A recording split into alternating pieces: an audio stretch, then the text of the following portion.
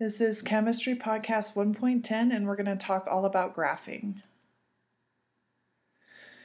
So when you're graphing, you're just using data to create a graph that can reveal a pattern if one exists. Basically, you take your data and you just make it into a graph, and you're able to see if there's a relationship among the things that you measured.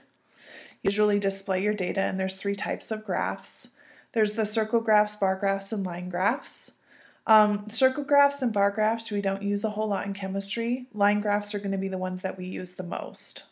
So those are going to be what we talk about today in this podcast. When you're trying to figure out how to create a graph, there are rules about what should be placed where in terms of the independent and dependent variable. So the independent variable is always plotted on the x-axis. And if you remember, the x-axis is the one that goes along the bottom, and the y-axis goes up the side, so that's the y and this is the x. The independent variable is what you are controlling as the scientist. The dependent variable is what is plotted on the y, and that's what you're measuring. When you draw these line graphs, you usually use a best fit line. You need to make sure that those are always smooth lines. You don't want to, if your dots looked like this maybe, you don't want to connect the lines. You want to make a nice smooth line through them. It's a line of best fit. So it's not a connect the dots type of thing.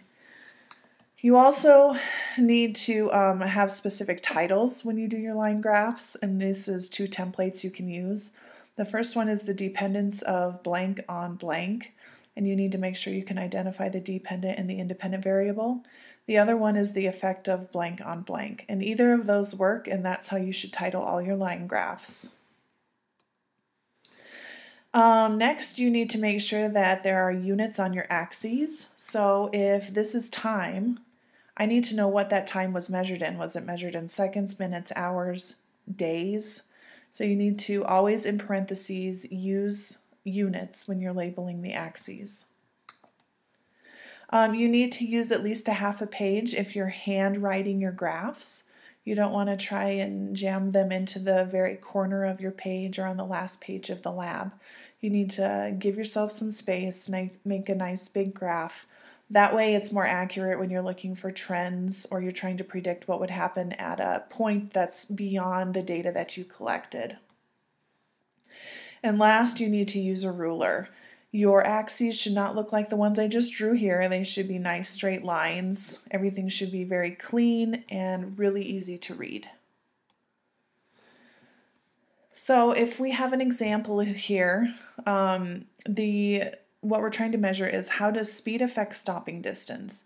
So the speed and the stopping distance, if we're trying to figure out what is the independent variable, what is the dependent variable. Well, the independent variable is your speed. That's what you can control as the scientist. So this is the independent. You controlled the speed and you measured the stopping distance. So that was the dependent. That's what you were measuring at each speed. You want to make this graph, and we want to draw a best fit line for the data on the graph and make sure there's a title and axes on the labels. So I've done this one for us, and if I go to the next slide, we can see what a graph would look like if it were done correctly. So like we said, speed was the independent variable, and it was measured in meters per second. So that went along the x-axis. The y-axis was stopping distance, and that was measured in meters. So dependent, independent, and then you can see it's a nice big graph. All my data points are spread out. There is a line of best fit, so it's not a connect the dots type of thing. I did a line of best fit that fits the data.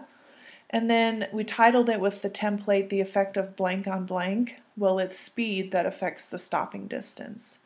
So these are all points and important parts of what goes into making a good line graph.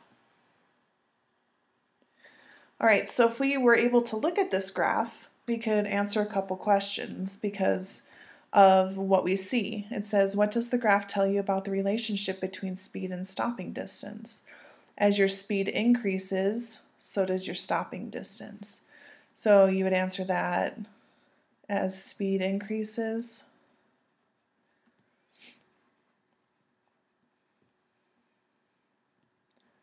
so does stopping distance.